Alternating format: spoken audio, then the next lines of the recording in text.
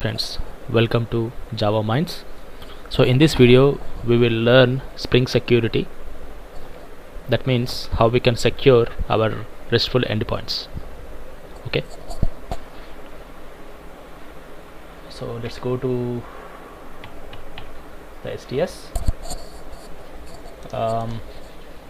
Yeah, here I have set up one project, a small mini project. It has some CRUD operations. That means the RESTful endpoints doing CRUD operations. That is, we have post requests, get requests, patch requests, and delete requests. So we will secure these endpoints. Okay, for now it is running on port 8080. That is the default port. Let me go to this. Yeah, so let's say I'm accessing get request here. It is giving some products. Okay, five products. So let's secure all the endpoints. How Spring Boot provides security, we will see. Yeah, so now in Spring Boot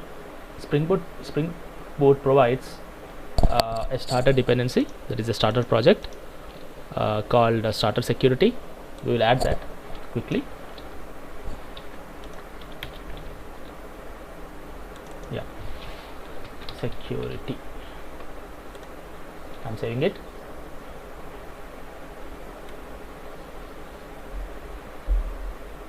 Yes, it's done.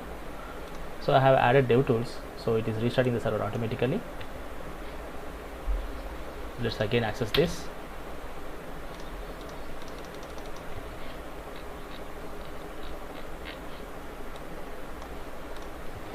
Okay, ideally we need to get the login page over here. Let's restart it.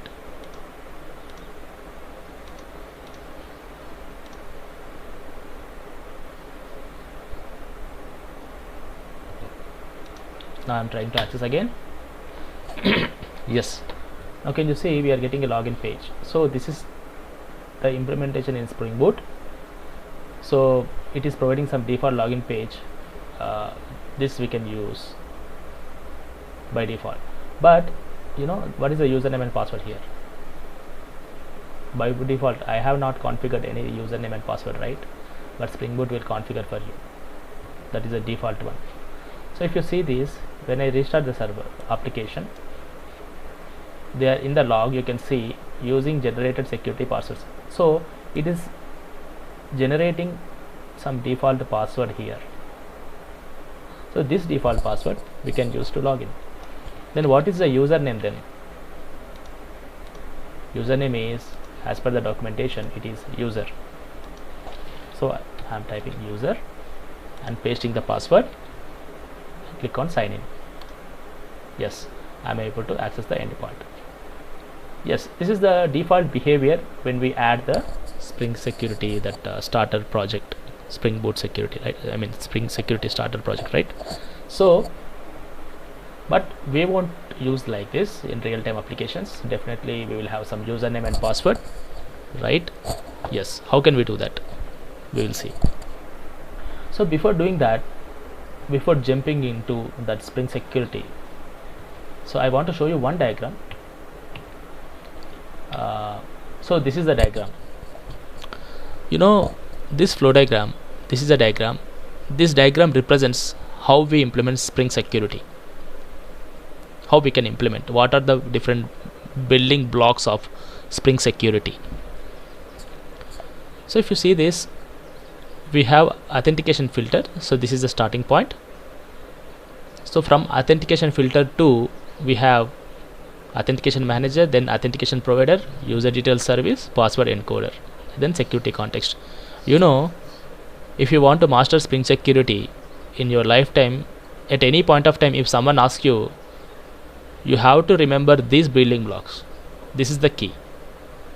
When I learned for the first time few years back, I just have gone through this diagram, I understood this, okay, but after few years I forgot this, because generally if we forget, if we don't practice, then we forget, right?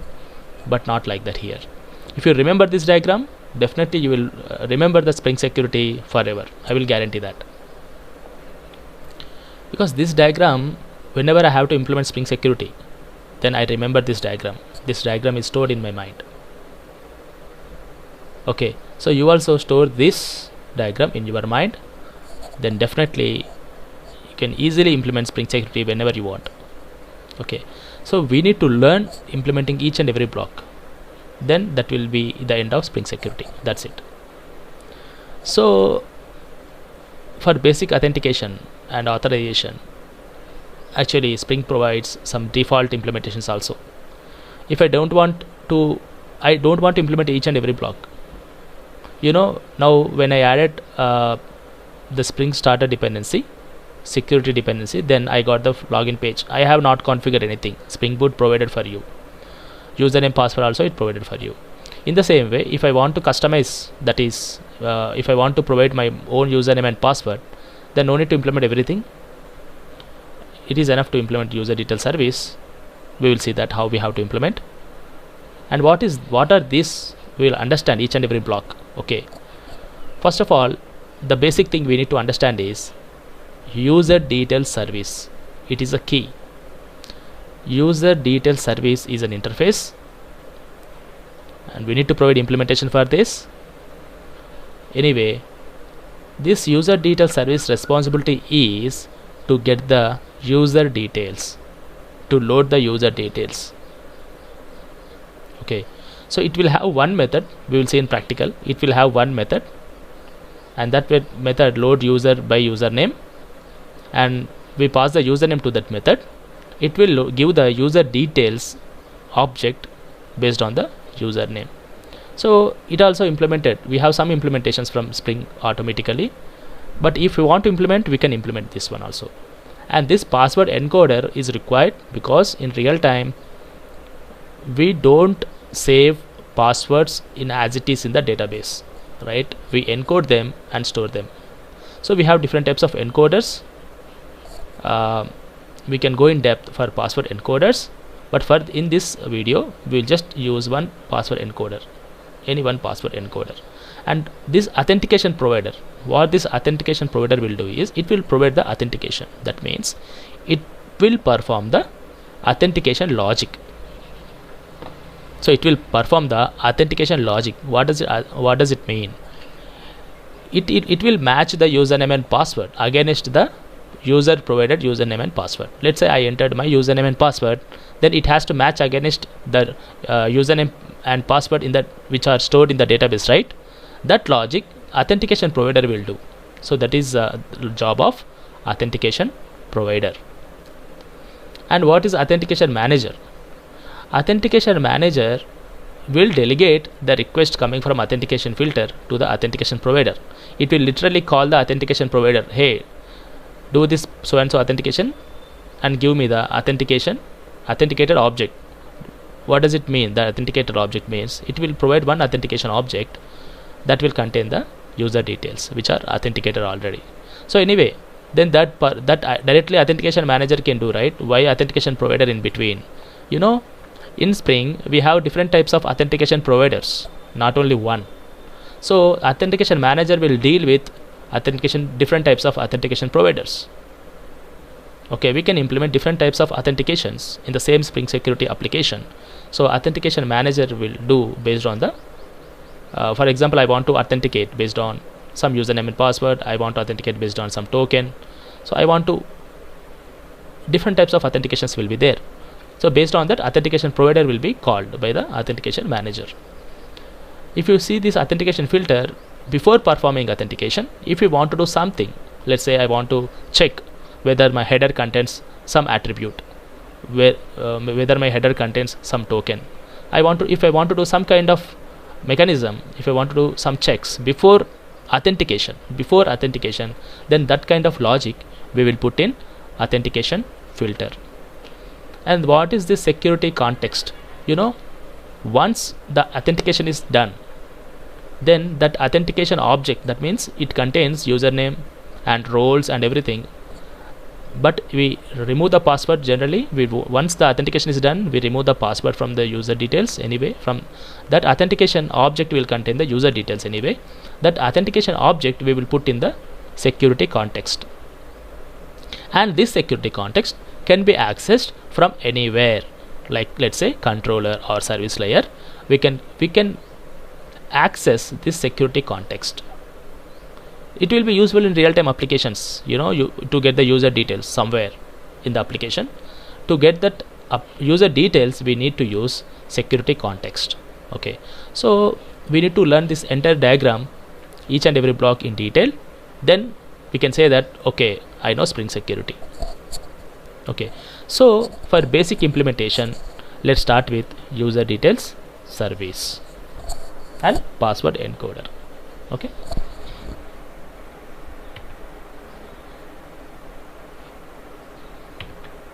yeah. So for now it is providing some default password. I want to change this behavior. For that, what we can do?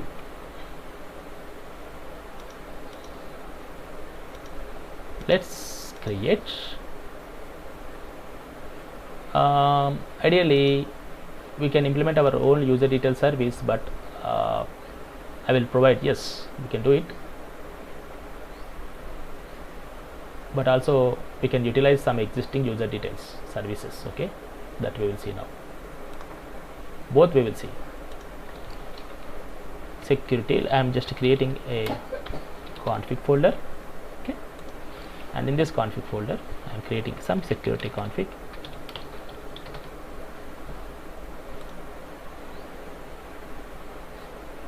So it's a configuration class.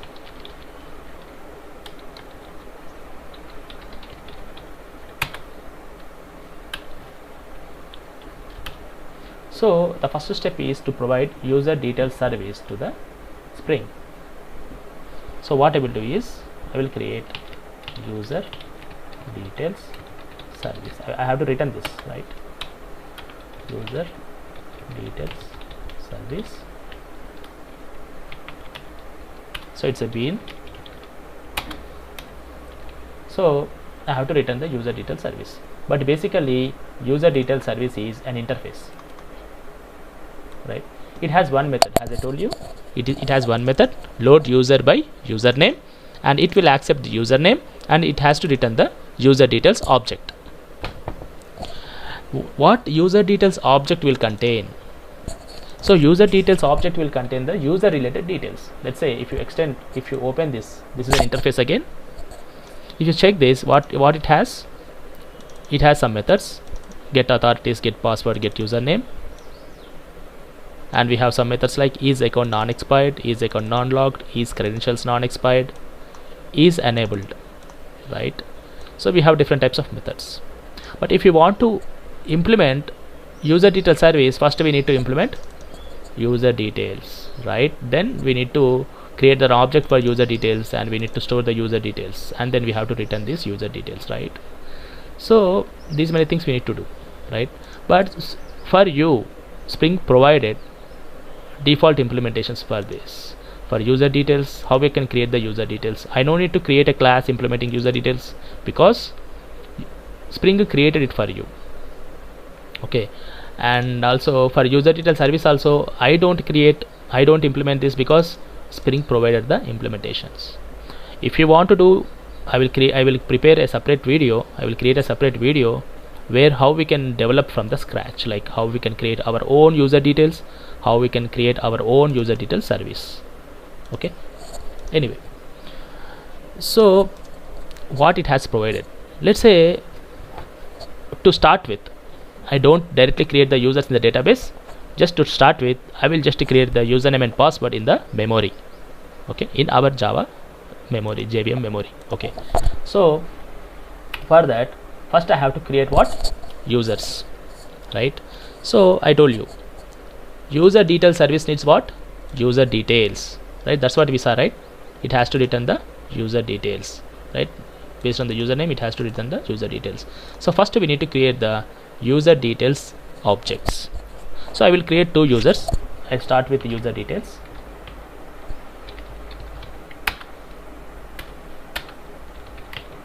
User 1, let's say. Okay, you know how we can create the object for this? Again, Spring provided a class, a builder class called user.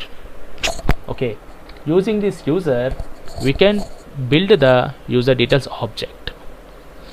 For example, if we have to implement our own user details class, we need to create our own class implementing this user details, and then we need to create the instance for the user details, maybe using the constructor or builder pattern, whatever we can use. But here Spring provided a user class. Using this user class, you can create the object for user details. Okay, user with username. I can give some username, let's say Rakesh.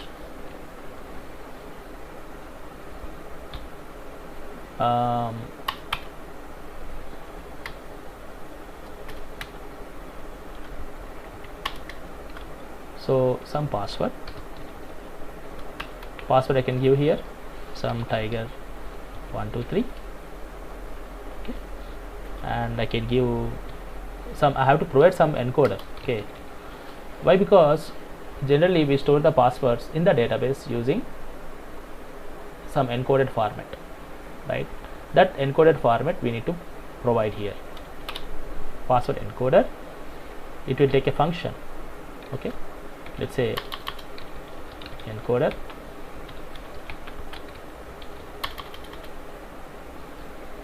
so this encoder dot, we need to provide the implementation over here. Actually the function will take the password here, and we need to do, using the encoder, we need to encode the password here. We need to pass the function.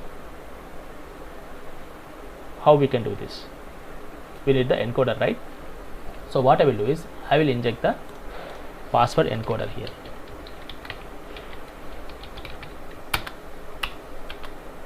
Let's say encoder.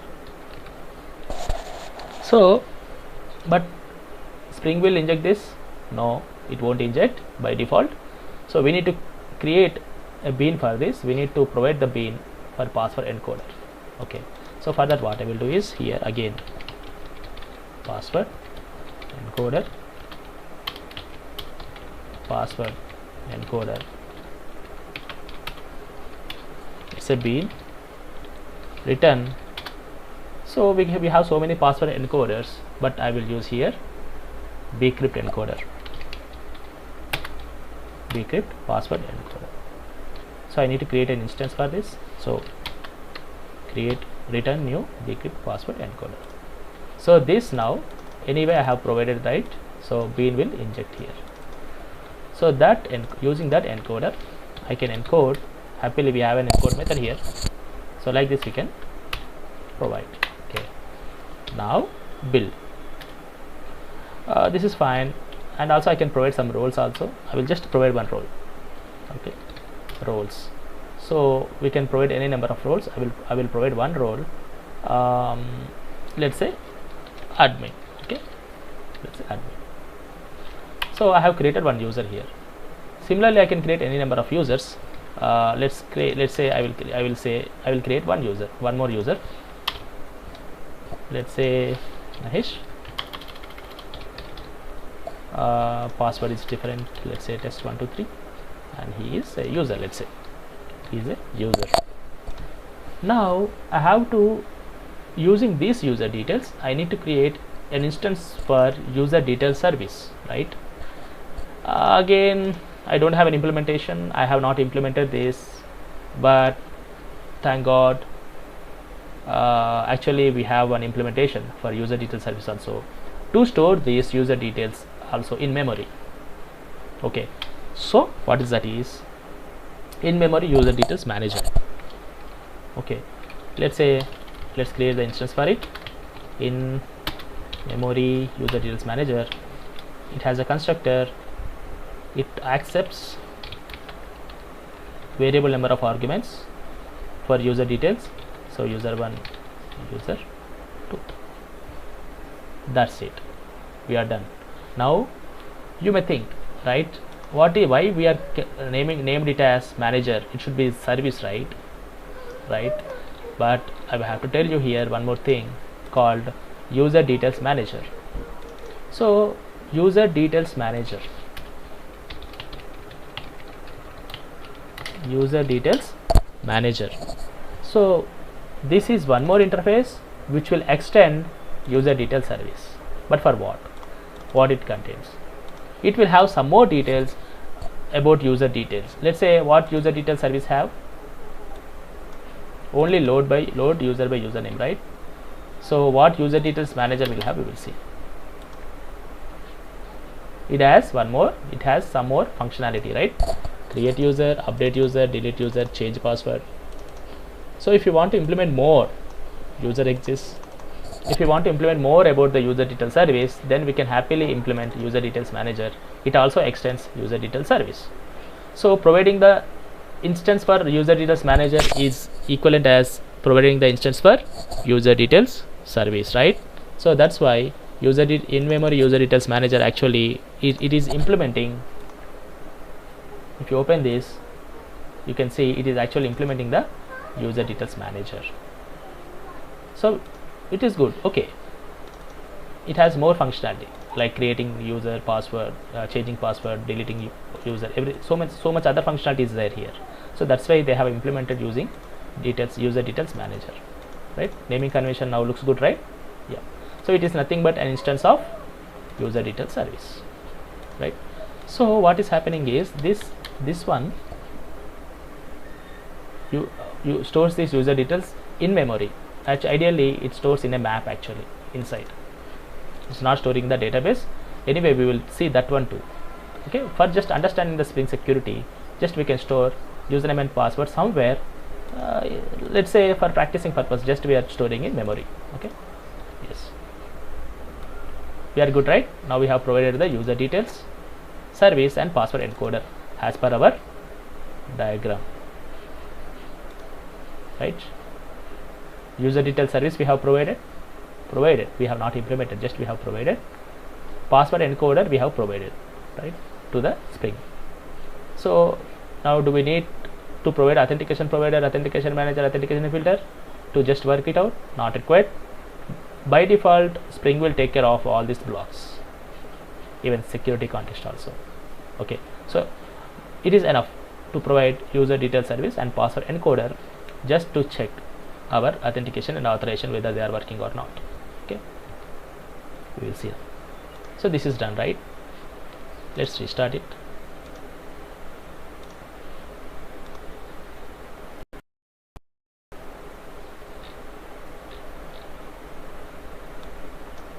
Okay, this time I think I don't see password in the logs, right? Okay.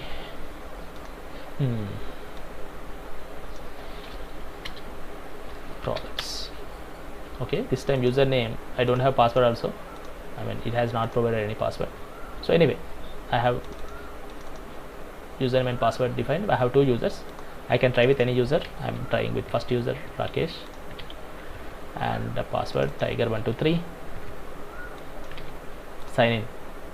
That's it. So we are able to access, right? We are able to access. Congratulations. So you have secured your web RESTful APIs. All are secured. Now anything you have to even let's say another URL we will access. Let's say @1. So sorry, this URL is wrong here. Yes. So it is giving the product. If you want to access some third ID3, we can access this one. So anyway, so with this what we did, we secured our REST APIs, all REST APIs. Without username and password, we cannot access any endpoint. Okay, so this is our first success, first step. So what we did, you know, right? We just provided user detail service and password encoder. That's it. By default, Spring is taking care of authentication here, right? Okay, now let's do one more thing. We will try to perform post also. Okay, for that I need Postman. I have Postman. Here also, if I want to access products, let's say get request, I need to provide username and password, right? Basic auth I will choose here.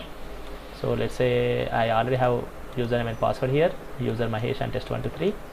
Let's try to get the details.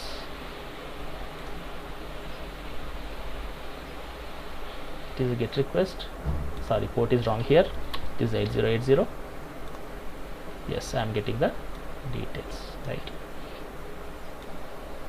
By using username and password, I am getting the details. Okay, for post request also we'll try to create one more product. Okay, let's do post. Okay, let's do it. See, I'm getting some error here, 401 unauthorized, right? So this is also default behavior of Spring Boot or Spring application. Why is, this is a post request.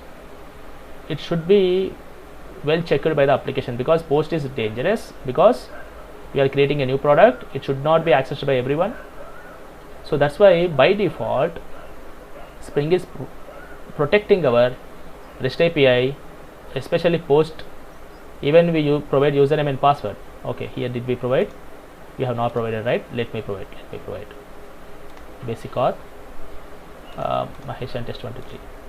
See, even though I provide username and password, still I am getting the 401 unauthorized. Why? Because this is something called CSRF, cross-site request forgery. So to protect from CSRF, Spring has implemented, by default it provided security against CSRF attacks, cross-site request forgery attacks. So now what we have to do? For now I will just disable it, because I am already doing username and password authentication and authorization here, and also authorization also will perform everything secure. I will manage the security, so I don't want Spring to enable the CSRF by default. If I want, I will implement it separately. Okay, for now I will disable it. So how to disable it? So that is the question next. How to disable the CSRF? So for that we need to provide one more bean called security filter chain,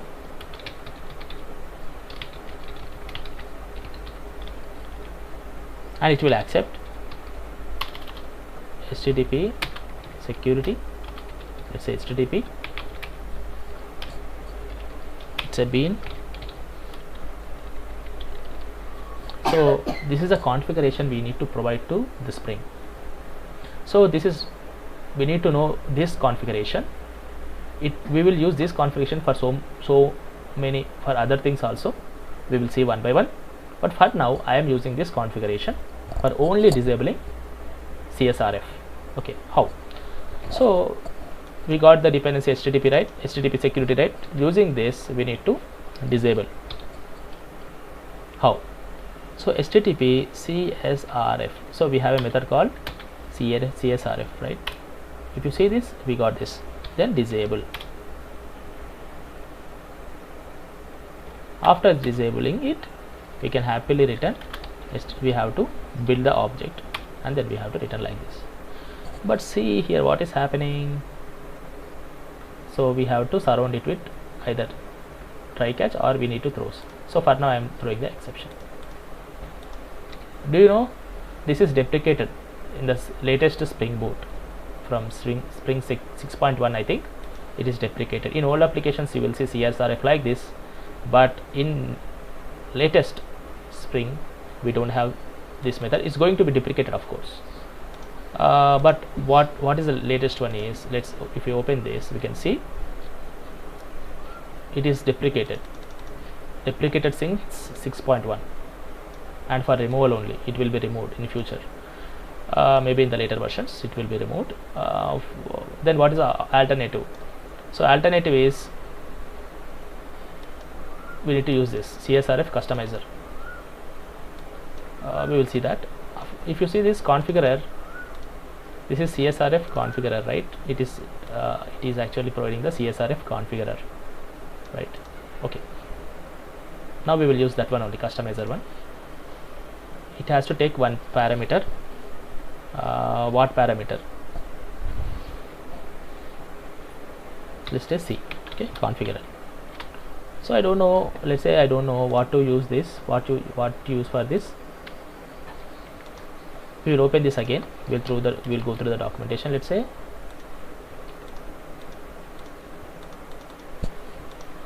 not opening, right? We have to go for CSRF, where we have one more. Definitely we will have one more method, right? Let me go through that. Here it is, right?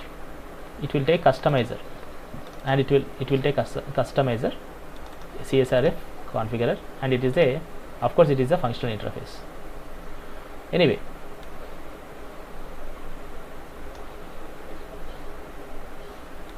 so for that what we will do is, see, we need to provide. Anyway, this is a configurer only, so not disable, sorry. See,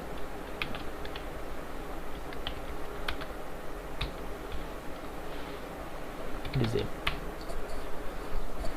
So because inside also we need to provide the, it is providing the, this is C is nothing but the CSRF configurer only, it is providing. So CS configurer, previously after calling this method, after calling CSRF method, we used to get the configurer. So on the top of it we used to apply the disable method, but now CSRF with customizer, it won't provide the CSRF configurer. So inside the CSRF method, actually it is providing the CSRF configurer. Okay, so we have to disable like this in the latest version. So we are disabling it. So we are good, right? So we have disabled the CSRF successfully. So now can we check whether our post method is working or not? We have the body and we have the authorization details. Let's create it. Yes, successful.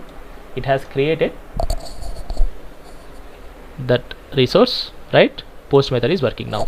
So remember, whenever we are implementing for the first time, we should not get shocked why it is not working, because by default CSRF is enabled, so we need to disable it in order to create the resources.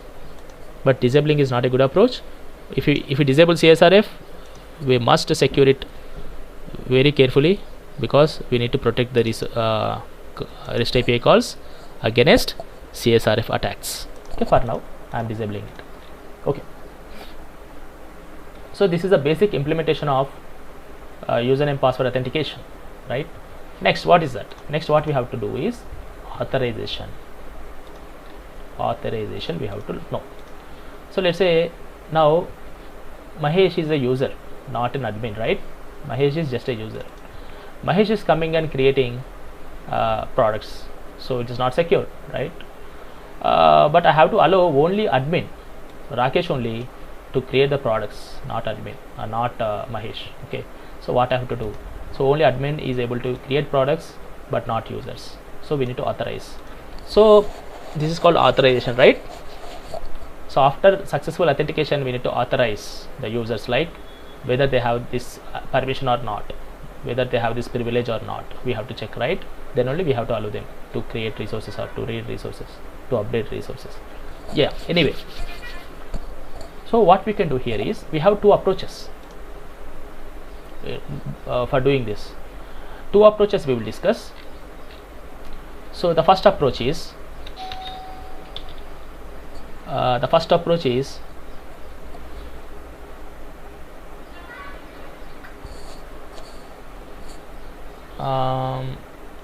in the configuration itself. Second one is using method security. So here we are configuring, right? I told you, right? Here we will configure more. Here only we can configure that authorization also. And also we can implement method security. So what we will do is, in the controller we have methods, right? Let's say I want to give access to add product, right? Here itself I can add one more annotation. Here one annotation I can add, and I can give the access. So we have two ways. Okay, so we will see the first way, using configuration. So what I can do here is, so here I have to authorize, right? HTTP authorize HTTP request. We have a method called authorize HTTP request. The old one is deprecated. I have to pass customizer again here. it is different one, HTTP is configurer. So this is an again lambda expression we can use here, and what we will do is HTTP dot, we use request matchers.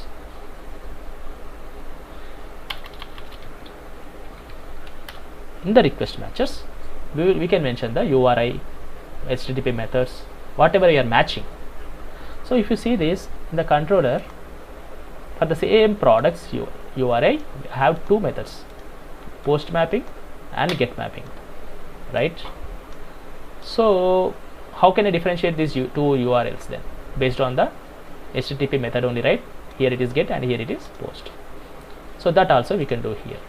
So the first one we can pass the HTTP method. Let's say it is post, because I want, first I am concentrating on the post request that I want to allow only admins, right? And what is the URI? URI after the port number, the URI will start, the URL will start, right? So here I will give the products. What I will do is move it to the next line. Yeah, products. That's it. So after that I want to allow, right? First of all I have to say, and also role I have to provide, right? What is the role for this particular URI and for this post method? What is the role should be accepted? So I will say that role, has role. We have an has role method also here, right? Has role. What is the role? Only admin. That's it. So any other request, any request other than this particular path, any request should be authenticated. So after doing that, here by default we are doing this with REST APIs, right? So we need to mention that it is a REST API call. So HTTP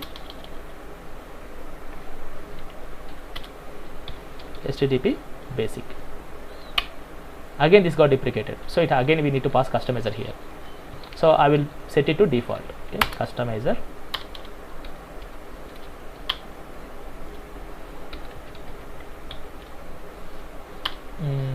Customizer with the defaults. That's it. So this is the latest version again. Okay, so HTTP basic, form login, two types we will have. Form login is for Spring MVC projects, HTTP basic is for RESTful APIs, remember. Okay, that's it. So post, I am restricting the post products, it has restricted to only admin role, and any other request can be authenticated. Anyway here also that will be authenticated by default. Okay, so we are done, right? Now we will see whether Mahesh, who has user role, is able to access that post method. Now we will see. Well, now we will see. Done. 403 forbidden. You know, right? 403 forbidden means he is authenticated, he is a valid user, but he doesn't have permission to make this request, post request. Okay. So successful. Congratulations. We have authorized our endpoint also. So similarly, we can authorize all the other endpoints. Let's say it is for both. It is for any user. It is also for any user. Again, update product is for only admin. Delete product, it is also only for admin. So these two also for admin only, right? So those also we can add over here. You can practice that. You can add one more over here, and here you can mention that it is for update.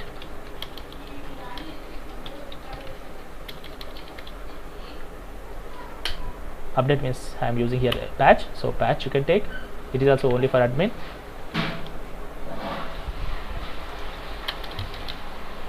And similarly you can do for delete also, like this. You try it, and if you have any questions you can mention that in the comments. I will clarify. Okay. And one more thing is, this is one way. This is in the configuration only we can do. The another way is method security. How can we do? Now some people prefer to configure all these roles in the configuration itself, but some people will prefer to in the controller itself, if I check the controller method only, here only I have to get to know, okay, who can access this particular method. Here itself I can get to know. Some people prefer doing that here, so that is your preference.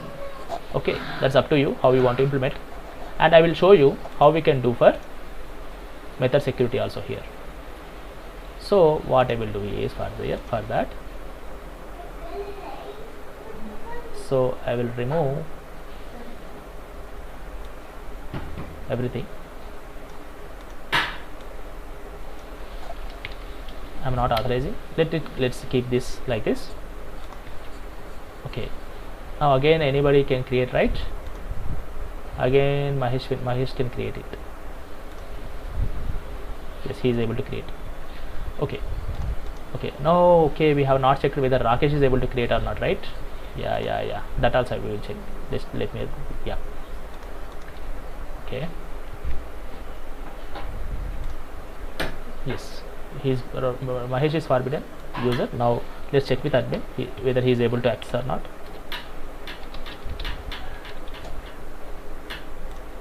Yes, he is able to create, right? Yes. Now we will remove this. Otherwise I can comment it here like this. Okay. What we will do is we will enable the method security. So first of all, in order to enable the method security, we need to have one annotation on the config. You can have anywhere in the, here I am putting it, enable method security. Okay, so after this, the other step we need to do is in the config file, sorry, not in the config, in the controller file, what you want to restrict now, add product, right? What I can do is I can come here, I can add here. What I can add here is we have an annotation called pre-authorize. Okay, so in this annotation I can put, what I can add is in the double quotes I can add has authority or has role. Okay, we have has role method, right? Has role we can have. So has role admin. That's it. We are done. Now can we check whether it is working or not? Okay. So again, will Rakesh. Okay. Let's try this.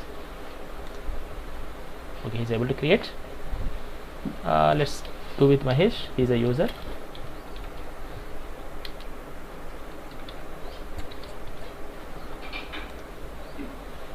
He is forbidden. He is getting the access denied exception. He is forbidden. So congratulations. So you have learnt authorization also in Spring Security. Okay. So we have two ways. This is method security. We call it as method security, and the other one is providing the yeah, that is using method security, and here we are using a configuration. Okay, we have two ways for authorization. Okay, this is a basic implementation we understood, but normally in real-time applications we don't use, right, username password, because once we shut down, once we restart the server, these details will be gone away. So ideally we need to store these in the database, right? So for that, what we need to do? So we need a database, we need a user and password for the database. Then in the database we need to store the user and password and roles, right? Then we need to get the details from the database and we need to match against that. No need to implement that. Spring will take care of fetching the details from the database and matching against the user provided username and password. So just we need to create two tables. Can we do that now itself in this video? Yes, we will do it quickly. Okay, so for that, what is the table structure we need to have is we need to have two tables. One is users table, one is authorities table. These are the by default table names. That means Spring is able to detect, Spring is able to identify these two tables, users and authorities. But in real-time applications, we may use default tables like this, or we may use different tables. Let's say I may use some other table name, app users in my database, or app user roles, right? So we have customized table names, we have default table names, whatever we can use. Okay, so what we will do is we will do both. Okay, to understand the default how it is working. Okay, and if you want to customize, how we can customize it. Okay, both we will do. Okay, so first what we will do is we will do with the default one. Okay, so let's create these two tables, and we will create the username and password, and we will create the roles. Okay, everything we will do. Okay, so let's take this. I have a database, and let me go to a new one. What I will do is I will create these two tables. Okay, the first one is this table users created, and the second one is this authorities, what it is saying.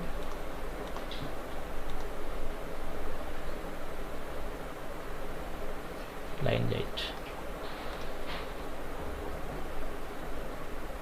authorities, invalid identifier. Where we are getting the invalid identifier? Okay, here comma is there, right? Yes, authorities created, right? So two tables got created. So let's create records also. So this is bcrypt encoded password. This is bcrypt encoded password for, this is for tiger 123, and this is for, sorry, this is oracle, right? Comment should be like this. This is test 123. Okay, we can create this record. I'm getting an error. What I'm getting? Column not allowed here. Column not allowed here. ID, username, password enabled. What is the error I'm getting? Insert into users values 1.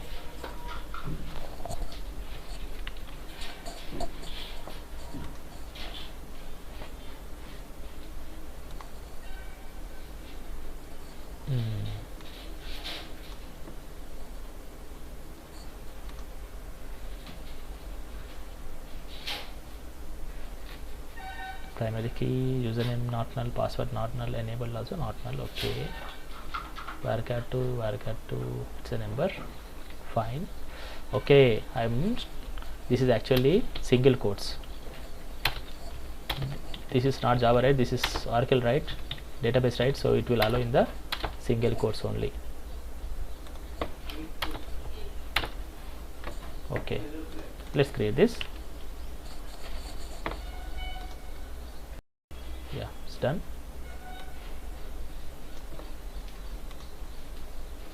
What is it saying? Oh, is it already inserted or what? Oh, sorry, here it should be some other identifier, right? 2.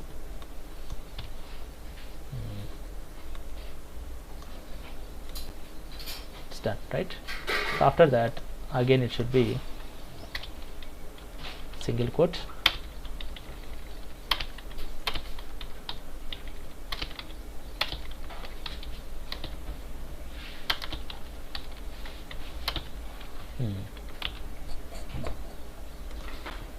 It is done, and it is done. Okay, here I want to tell you something, like I am storing the roles as role underscore admin. So this is the convention you also need to follow. Okay, so when I say authority is different from role. Okay, so what is the difference between authority and role? We will see in the separate video when we deep dive into these blocks, security blocks. Okay, so here remember, whenever we do role underscore admin, when we say has role check, then it will check only admin. Okay, when we check has authority, then it will check both role and admin. So that is the difference. Anyway, we will go into that deeply later. Yeah, it is 1 and it is 2.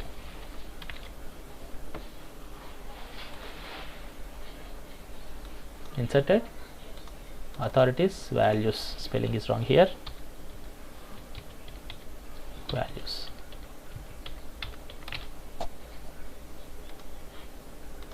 admin role, yes, both inserted, right? So let's check all are in place or not. Select to start from users, yes.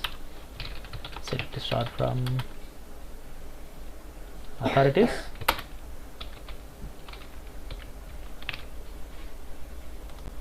so we have authorities in place. Okay, so these two like this. So we have data in the database, and now I have to connect it to database, but I don't have database configured. So what I have to do, I need the dependencies, right? For to connect to DB, I will get the dependencies.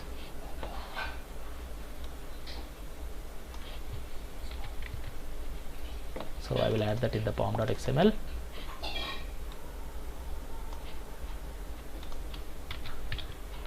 Saving it.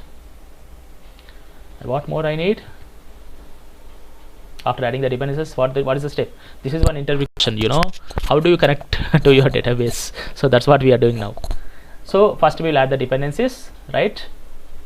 The driver dependency and the starter dependency, JDBC dependency, to get the data source created using these two.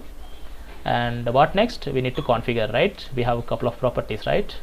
So we'll go to this and we'll go to the YAML file and spring dot data source, spring dot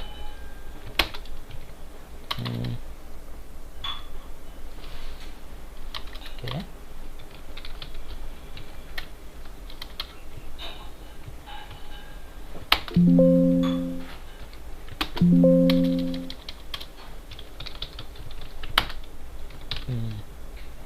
dot URL,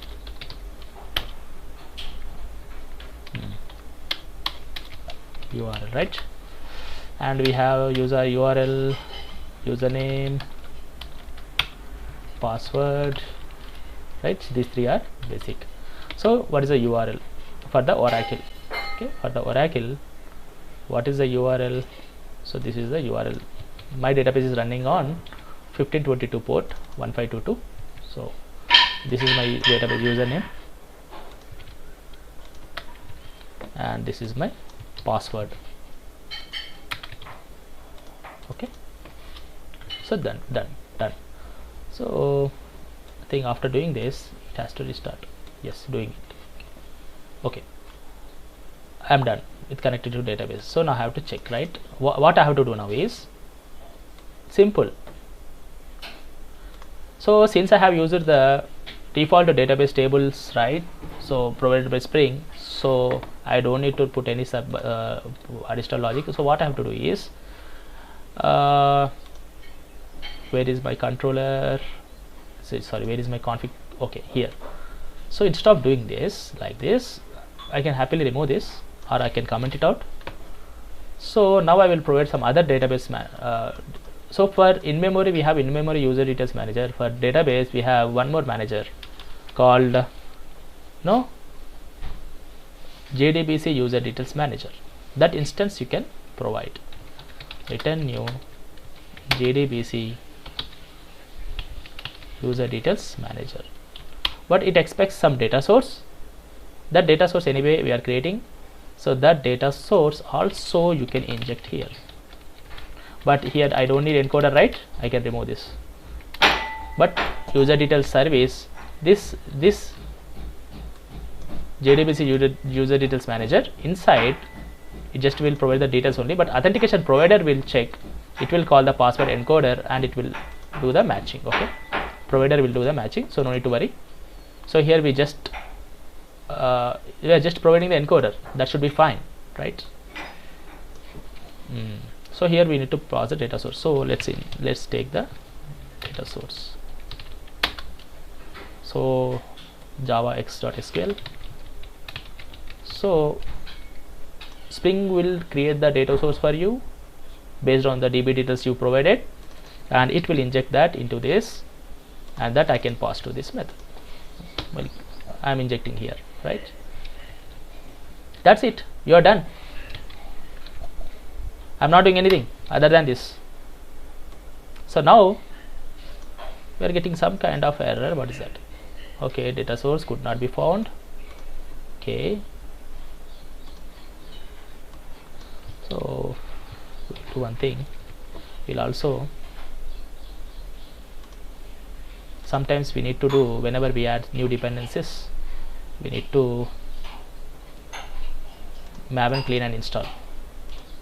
So that is what I'm doing. Map and clean, done, and then map and install.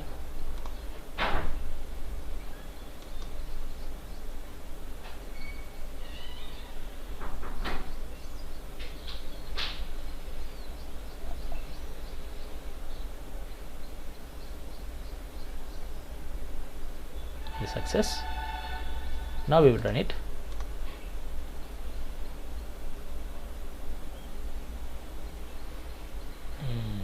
Your attribute is not defined, so even though I defined, it is getting that error right. I am getting that error right.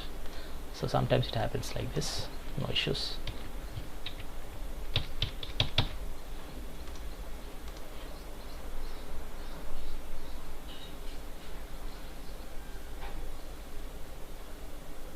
Okay, this time it is not giving an error. What did I do? I just cut and paste again. So this is what happens in IDEs, right? Sometimes, yeah. Okay, started successfully. Now can we check? I didn't do anything, right? Just I stored the details in the DB, that's it. And I'm using JDBC user details manager for that, right? Okay, I think Mahesh doesn't have access. Let's check again this.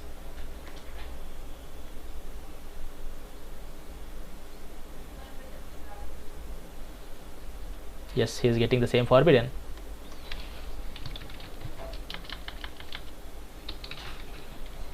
I'm using with admin. Yes, he is able to create the resource, right? So get request can access anyone. It is also working, and even Rakesh also can do this. He can also get access. Okay. Yes, congratulations. So you have implemented security, the basic security, authentication and authorization using username and password. This is very important. This is the basic. Everyone needs to understand this. Okay, what we did only we implemented user detail service and password encoders. That too we have not implemented. We are using the Spring provided user detail service implementations only, right? Password encoder also we are using the Spring provided bcrypt encoder we are using. So we did only these two blocks, so we are able to successfully authenticate and authorize, right? So this is what this is the beauty of Spring. So when we need to implement authentication filter, manager, authentication provider, security context, we will see in the next videos. Okay, so one more thing also I did, right? I told you, right? This is the default username, default the database user, I mean default table Spring provided. But what if I have to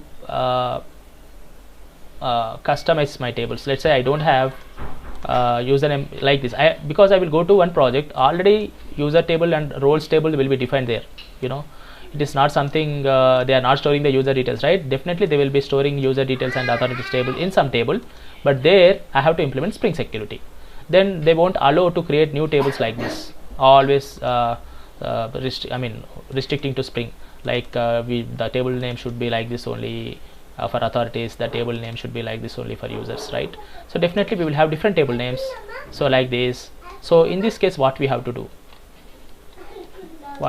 in this case what we have to do, so let's say I have app user roles, three tables I have. Let's say app user roles, app users, app user role map. So I have three different tables for just maintaining the users and their roles. Okay, this situation I faced. So what I have to do in this case is we can customize the queries also. That is also possible. So what I will do is, now I think I have created my tables here. So to save some time, I already created this. For practicing purpose you can do that. So I have 3 tables already created, and I have inserted the details also here, the mapping details and everything. And yes, now I have the queries also. So in this case what we need to do is, let's say I have my own tables. In this case I cannot directly, okay, anyway I have to create in this case also JDBC user details manager only. But before that, what I want to do is,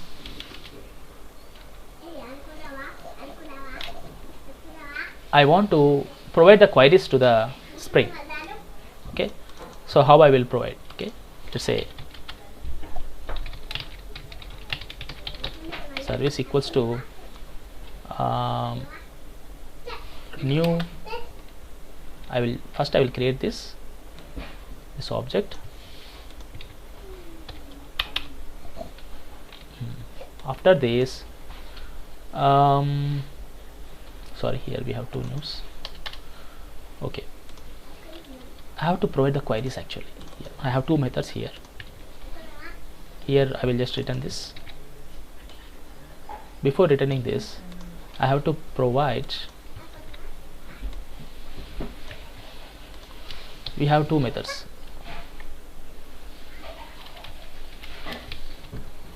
Set authorities by username, set user username, user by username query.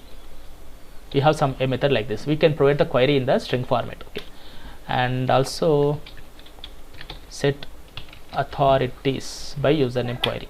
So we have these 2 methods to provide the queries.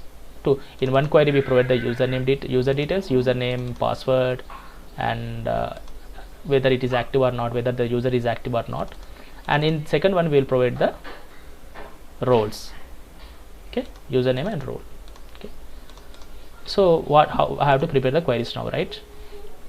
So I will prepare the queries now. String users by user name query.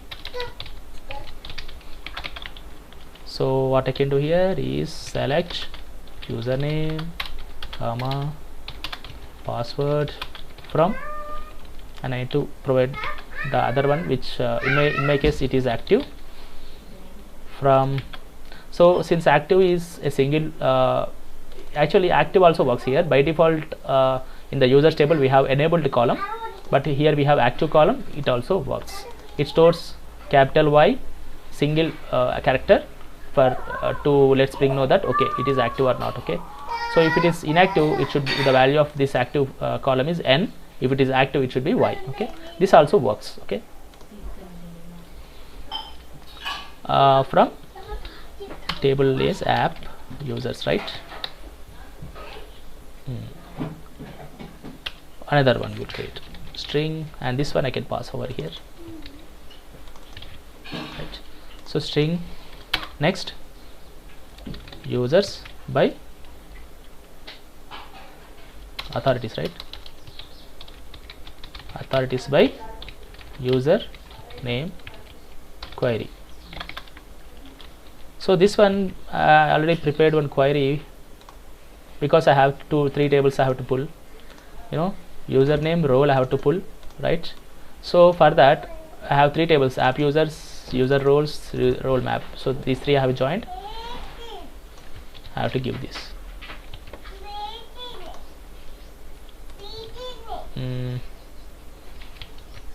So what I will do is this, I will remove this.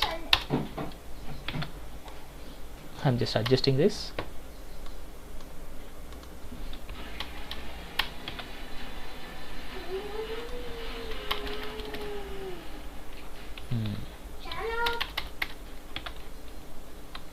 Okay, right, and here also I need to give where username equals to question mark. Okay, so this query I have to provide here. That's it. Even with my own tables also I'm able to use JDBC user details manager. So can we test now? Yeah.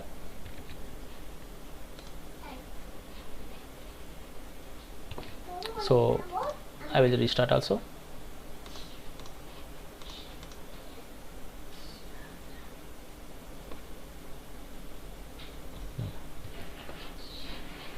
So this is a GET request. Authentication is happening or not, I'm checking.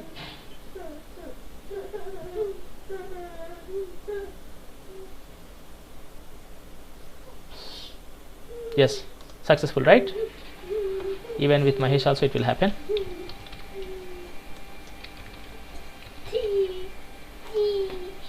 Yes. Here post equals also we can test. With Rakesh I am able to create a post request. What's with Mahesh? He's a user, right? Test 1 2 3. He cannot create because he is not authorized, so he's getting 403 forbidden. Congratulations, you have learned setting up Spring Security for your project.